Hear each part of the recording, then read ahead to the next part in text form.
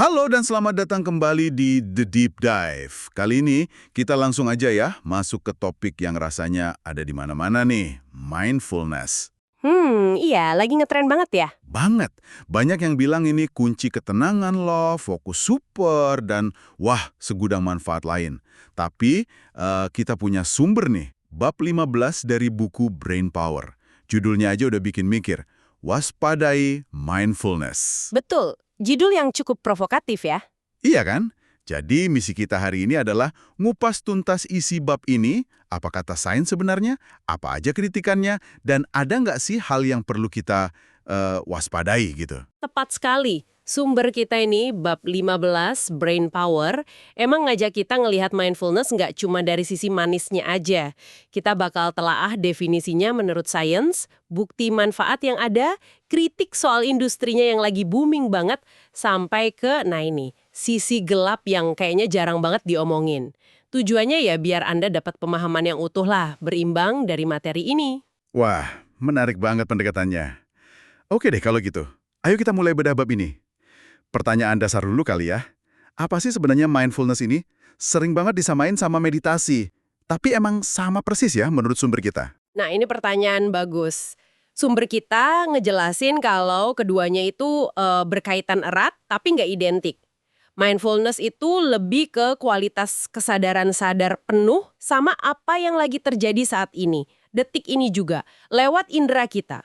Misalnya ya benar-benar ngerasain udara pas napas, atau ngecap tiap rasa makanan pas ngunyah, atau dengerin suara sekitar tanpa langsung ngasih label berisik atau tenang. Gitu ya. Kuncinya di bagian tanpa ngasih penilaian atau interpretasi. Nah, kalau meditasi itu salah satu cara, latihan paling umum lah buat ngasah kemampuan mindfulness ini. Tapi mindfulness sendiri bisa dilatih kapan aja, di mana aja kok, nggak harus duduk dia meditasi. Oke. Jadi lebih ke kualitas kesadaran ya, bukan cuma aktivitas duduk diamnya aja. Mengamati tanpa menghakimi. Kedengarannya simpel tapi latihannya kayaknya nggak gampang ya. Betul sekali. Ngelatihnya emang perlu ya, konsisten. Intinya sih ngembangin kapasitas buat ngamatin pikiran sama emosi kita yang datang pergi tanpa langsung ke bawah arus gitu. Dengan ngelatih ini kita jadi bisa ngelihat lebih jernih gimana sih pola pikir otomatis kita itu sebenarnya ngaruh ke perasaan sama tindakan kita sehari-hari. Oke. Konsep dasarnya cukup jelas nih. Nah terus, gimana soal klaim manfaatnya? Bab ini pasti ngebahas bukti ilmiahnya dong ya.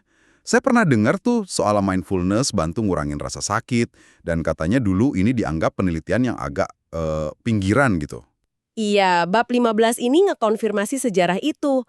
Penelitian mindfulness sama meditasi emang mulainya di area yang ya kurang dililik lah sama sains arus utama di tahun 70-an.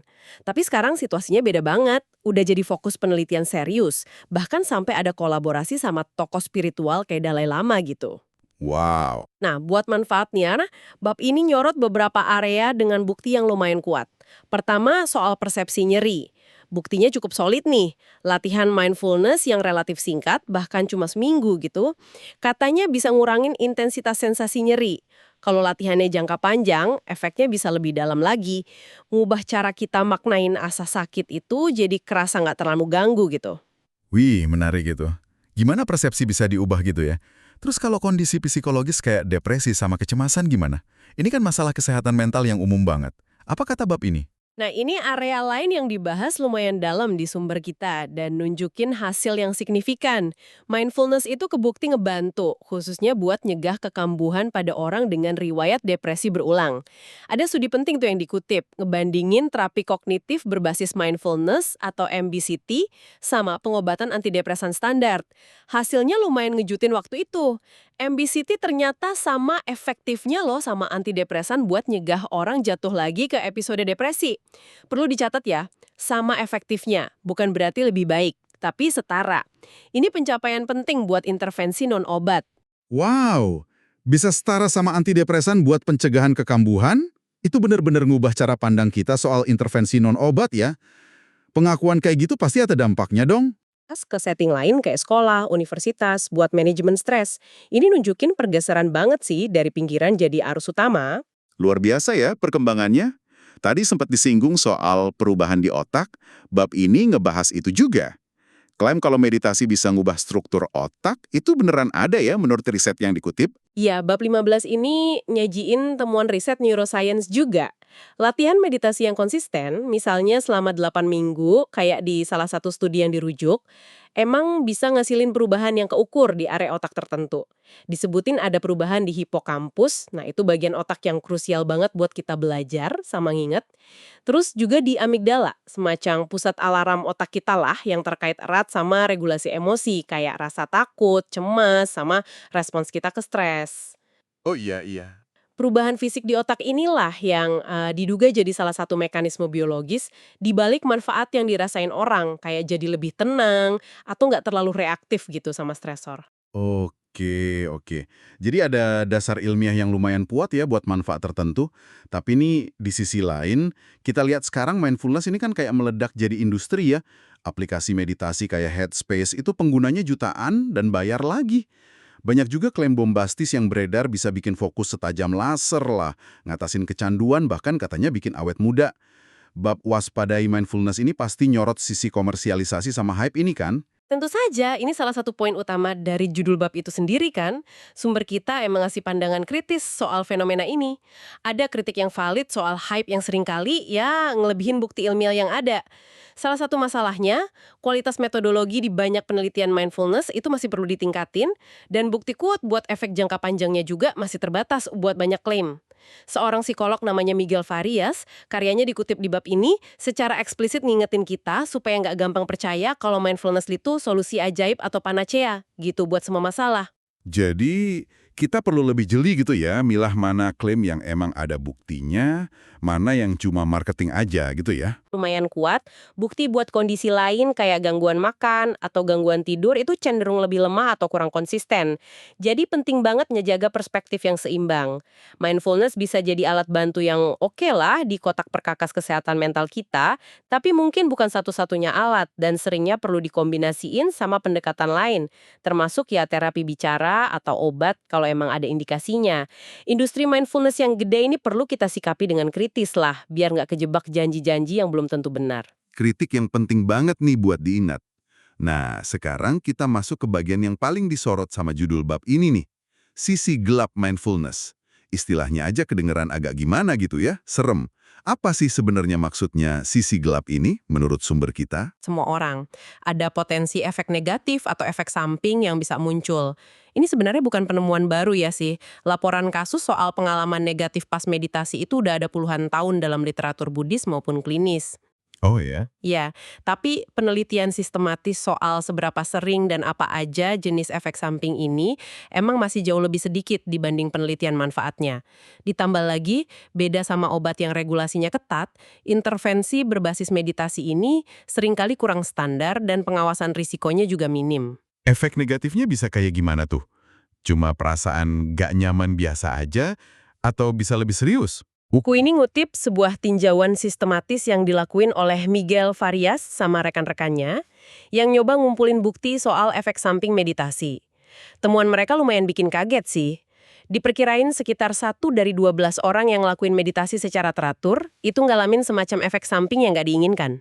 1 dari 12? Iya, dan efek samping yang paling umum dilaporin itu justru peningkatan rasa cemas sama depresi.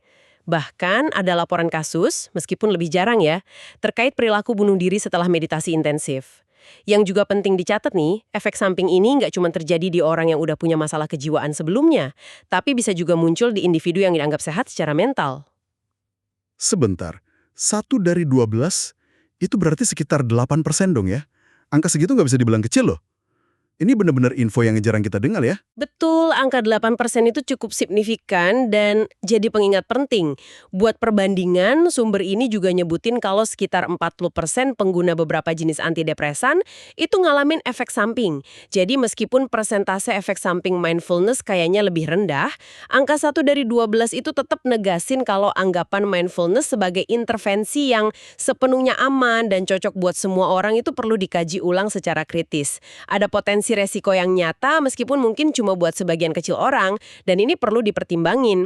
Sumber ini nggak ngerinci sih penyebab pastinya apa, tapi nekenin pentingnya kesadaran kalau reaksi tiap orang bisa beda-beda. Wah, info soal sisi gelap ini penting banget sih. Tapi kalau kita udah tahu risikonya, bukan berarti kita harus takut total juga kan buat nyoba. Mungkin malah jadi lebih hati-hati ya. Apakah sumber ini juga ngasih panduan gimana kita bisa ngedeketin mindfulness dengan lebih bijak, terutama buat pemula? Apa aja tips praktisnya? Iya, benar. Setelah ngebeberin sisi kritis sama potensi risiko, bab 15 ini juga ngasih beberapa saran praktis kok buat Anda yang mungkin tertarik nyoba mindfulness tapi dengan pendekatan yang lebih hati-hati. Ini bukan sekedar daftar ya, tapi lebih ke prinsip. Pertama, latih kepekaan pada momen sekarang dengan cara-cara simpel di keseharian. Misalnya, sengaja cugah rute baru pas berangkat kerja atau pulang, atau sekedar milih duduk di kursi yang beda dari biasanya pas di rumah. Hal kecil gini bisa ngebangunin kita dari mode autopilot. Menarik tuh. Kedua, arahin perhatian ke sensasi fisik yang sering kita abain. Rasain tekstur sama suhu makanan pas makan, jangan cuma nelan aja. Rasain sensasi telapak kaki nyentuh tanah pas jalan, atau gimana rasanya air di kulit pas mandi. Ketiga, kalau mau coba latihan formal, mulailah dengan durasi pendek aja dulu, terus cari waktu rutin biar konsisten. Nggak usah langsung lama-lama. Oke, Keempat, buat sebagian orang, duduk diam itu bisa kerasa susah atau malah mancing gelisah. Bab ini nyaranin, kalau gitu coba mindfulness yang ada gerakannya, kayak yoga ringan atau jalan sadar, mindful walking. Gerakan bisa bantu nyalurin energi dan nenangin pikiran kadang-kadang. jalan sadar ya. Oke. Kelima, nah ini penting banget nih ngingit bahasan sisi gelap tadi. Kalau Anda punya riwayat masalah kesehatan mental atau ngerasa khawatir soal potensi efek negatif, sangat dianjurkan buat nggak belajar sendiri dari aplikasi atau buku aja. Pertimbangin buat cari bimbingan dari instruktur mindfulness yang emang bersertifikat dan pengalaman atau terapis yang terlatih dalam intervensi berbasis mindfulness. Mereka bisa mandu dan mantau respons Anda dengan lebih aman.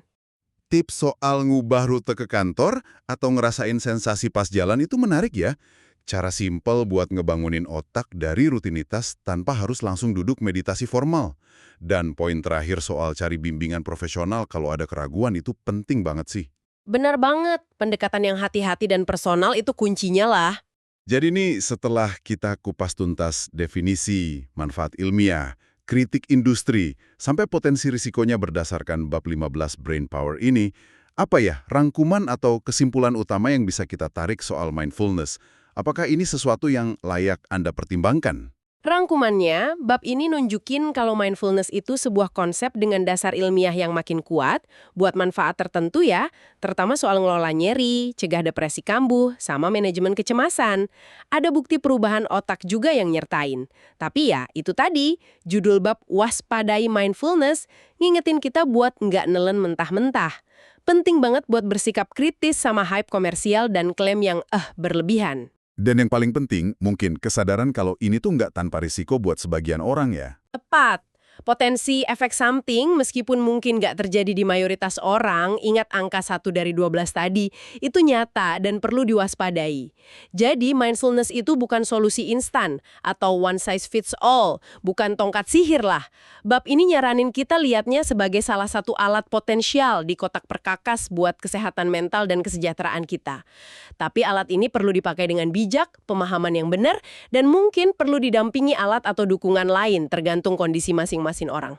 Pendekatan yang seimbang, realistis, dan disesuaikan sama diri sendiri kayaknya jadi pesan utamanya ya. Ngenalin manfaat potensialnya sambil tetap sadar sama keterbatasan dan risikonya.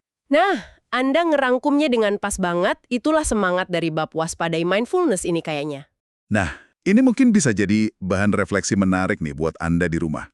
Setelah dengar berbagai sisi mindfulness dari sumber kita hari ini, potensi baiknya, hype-nya, sampai risikonya, pertanyaan yang mungkin patut Anda renungin adalah, kalau Anda tertarik nih, gimana caranya Anda bisa mengeksplorasi mindfulness dengan cara yang paling pas, paling jujur, dan paling aman buat kondisi unik Anda sendiri? Gimana caranya navigasi antara hype sama potensi nyata, sambil tetap waspada sama kemungkinan yang nggak diinginkan itu? Terima kasih sudah menyimak kajian kita kali ini yang didasarkan pada bab 15 buku Brain Power. Sampai jumpa di eksplorasi berikutnya.